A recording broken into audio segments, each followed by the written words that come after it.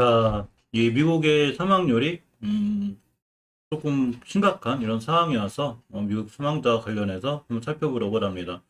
또 이 우리나라 질병청이 먹고사로부터 성구매를 할 수 있는 이런 얘기들이 흘려들어서 이것과 관련된 영상도 한번 볼 거고요. 이 나노코박스가 이 베트남의 이제 보건부의 승인을 기다리고 있죠. 요거에 관련한 기사들.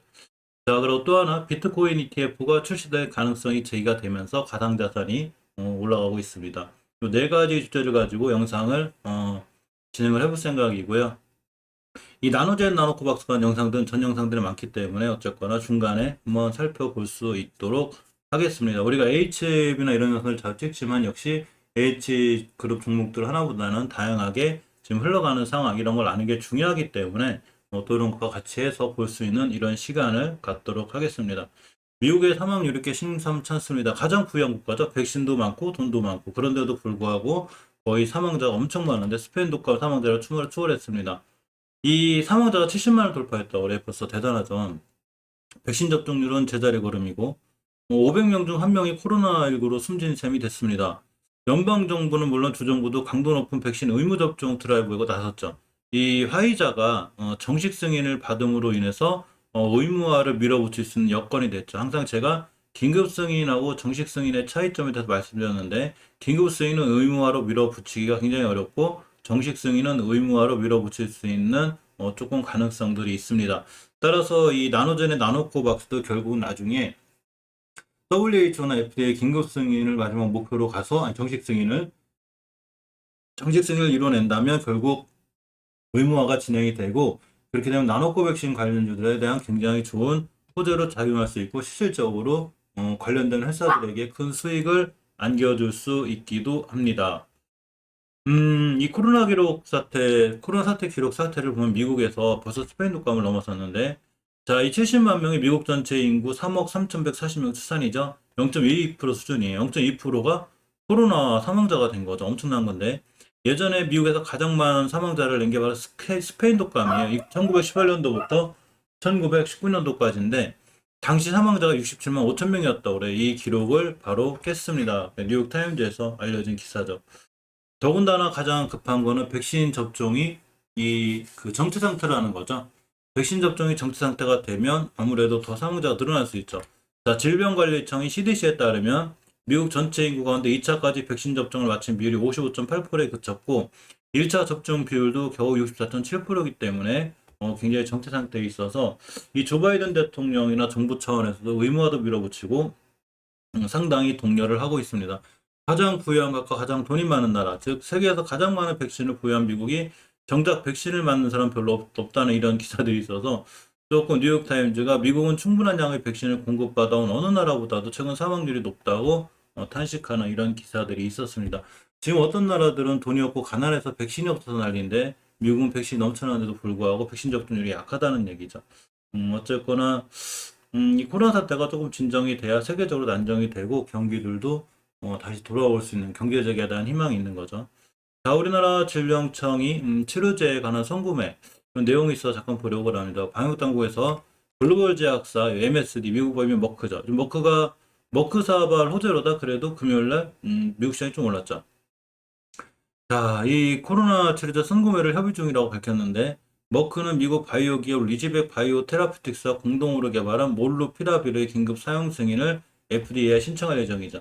이게 전전 영상이 있는데 그 FDA 신청하면 최대한 빨리 승인을 내줄 확률이 굉장히 있습니다. 자, 우리나라 질병관리청도 9월 8일 출입 기자들 백브리핑에서 국내 치료제 개발 상을 모니터링하고 있고 글로벌 제약사와 선구매를 협의 중인데 아직은 자세한 내용은 비공개죠. 일단 부광약품이 코로나 치료제를 더 이상 안 한다고 해서 금당을 맞이했는데 그만큼 치료제 개발 하나 하기가 어렵고 임상 실험하는 회사들은 그만큼 기대감으로 많이 오르기 때문에 항상 조심해서 투자해야 되는 게 맞습니다. 자, 머크사로부터 통보가 왔는데 몰루피라빌의 중간 임상 시험 결과를 통보받았고 이 치료제가 코로나19 확진자 사망률을 줄이는 것과 동시에 변이 바이러스를 억제하는데 효과가 있다는 점을 확인했습니다. 따라서 우리나라도 일단 치료제에 대한 성구매 협의가 있기는 한 것 같은데 문제는 너무 비싸대요. 하여튼 코로나 특수로다가 돈 버는 화이자보다나 뭐 물론 제약사들이 그런 걸로 돈을 벌긴 하는데 사실은 너무 가격들이 비싸서 좀 걱정입니다. 요새 시장 나가면 돈 5만 원 가지고도 별로 살 게 없는 이런 세상이 자꾸 오고 있죠. 저도 이제 이 가끔 제가 장을 직접 볼 때가 많은데 우유도 사 먹기 힘들게 생겼습니다. 유업계열이 서울의회에서 빙그레 남양유업도 전부 다 유제품 가격을 인상하기로 했는데 빙그레가 출고 가격 기준 이 제품명이라 이제 이게 조금 읽기가 그래요. 이 우유, 요플레 등 뭐 이렇게 유제품의 가격 인상하기로 했다고 3일 밝혔죠. 오늘 밝힌 거죠. 자, 어쨌건 물가도 계속 올라가고 이제 우유 가격까지 올라가고 라면 같은 거 벌써 올라갔죠. 인상 원인은 똑같죠. 라면값 올라갈 때랑. 자, 원유 가격이죠. 리터당 평균 21원이 증가했고 당연히 그 유통비가 늘어나죠. 또 원부자재, 물류비, 인건비, 전반적인 생산 비용 증가에 따른 불가피한 상황이라고 요역에서 얘기하고 있고 이전에 앞서서 서울우유 협동조합은 원유 가격 인상으로 인해서 1일부터 인상했는데 지난해 인상했어야 되는데 올해부터 인상됐다고 이런 얘기들이 있습니다. 우유뿐만 아니라 많은 곡물 가격, 식자재, 뭐 원자재 다 올라가고 있기 때문에 인플레이가 심한 게 맞아서 그게 우리나라 시장 영향도 주고 또 금리 인상 같은 이런 악재가 발생을 하기도 합니다. 이 주간 증시 전망에 대한 리포트가 있어서 잠깐 보고 가려고 한다. 박스피의 가치 확률이 있죠. 코스닥도 거의 그러니까 967, 80 여기서부터 1060, 이 1060부터가 고점이 여기까지 왔다 갔다 하고 있죠. 이건 코스피도 마찬가지입니다. 자, 글로벌 원자재 가격 금방 말씀드린 상승에 따른 공급난, 인플레이션, 또 미국 장기 국채 금리 상승으로 인해서 주시장이 불안정하죠. 국내 기업들 이제 3, 4분기 실적 나오겠죠. 이거 전망에도 미국과 중국발 부정 요인으로 이번 주 코스피가 역시 3,000에서 3,150포인트 이렇게 박스권 흐름을 보일 것 같다는 리포트가 있습니다.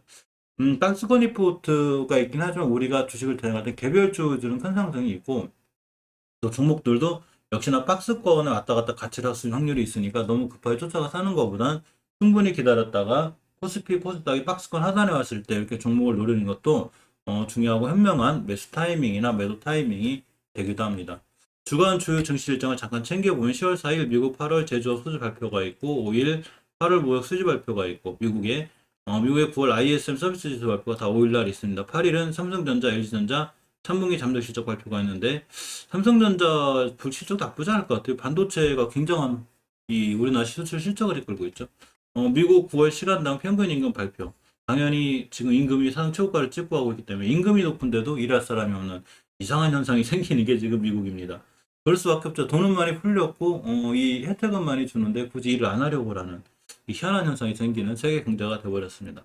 자, 나노코박스가 전 영상에서 말씀드렸듯이 긴급 사용 승인 신청서가 베트남 보건위에 제출된 걸로 확인되죠. 어제 이 베트남 언론에서 나노코박스 긴급 사용 신청이 보건위에 완전히 제출되었죠. 이 완전히 다 제출했다는 얘기죠. 자, 그래서 나노코박스의 승인 여부가 가까운 시일 내에 발표될 것이라고 이렇게 발표를 하였습니다.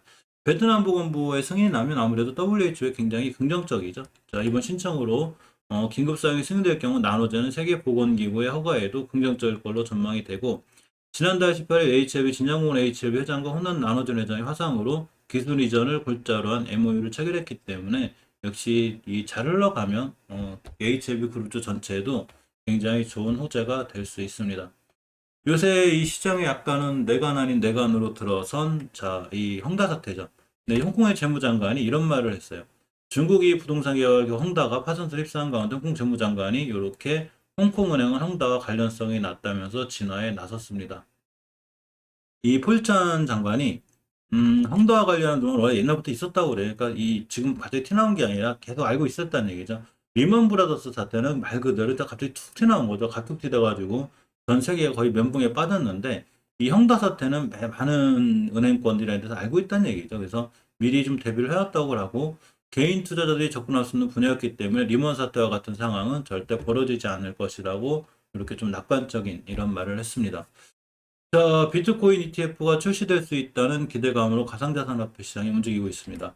원래 10월 달이 전통적으로 강하다고 그래요. 참 이 통계라는 게 신기하죠. 지금 10월 달 들어서면서 역시 움직이고 있는데 게리 겐슬러 미국 증권거래위원회 위원장이 있어요. 이분이 가상자산 선물 ETF 승인에 대한 긍정적 입장을 재확인했습니다.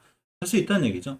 자, SEC에 접수된 가상자산 선물 ETF 승인 시한이 10월하고 11월에 있대요. 그래서 10월하고 11월에 이 승인이 나면 어쨌거나 이 가상자산에 관련한 이슈들, 그리고 비트코인, 이더리움 등 대표적인 가상자산에 대한 흐름이 좋아질 수 있죠. 그런 기대감들이 있습니다.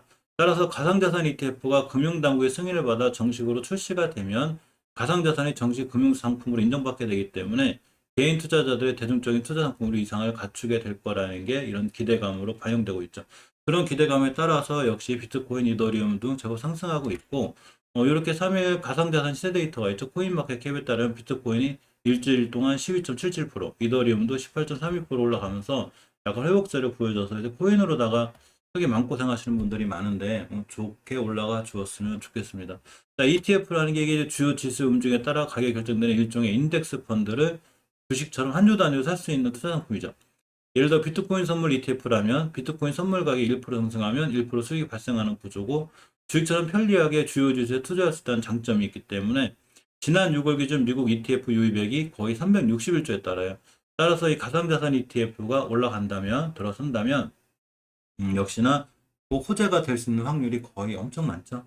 자, 캐나다는 벌써 하고 있습니다. 올해 초 세계 최초로 가상자산 ETF를 출시해 주목을 받은 캐나다에서는 또다시 세계 최초로 이런 가상자산 호재를 추정 ETF를 내놨는데, 이 캐나다 자산운용사 이볼브라고 있어요. 그래서 이볼브 가상자산 ETF에 대한 승인을 받아서 오는 29일 토론토 증권 거래소에 상장할 예정이라고 합니다. 잘 돼서 비트코인 때문에 조금 고생하시는 분들이 전부 다 조금 좋은 수익으로 잘 나왔으면 하는 개인적인 바람입니다.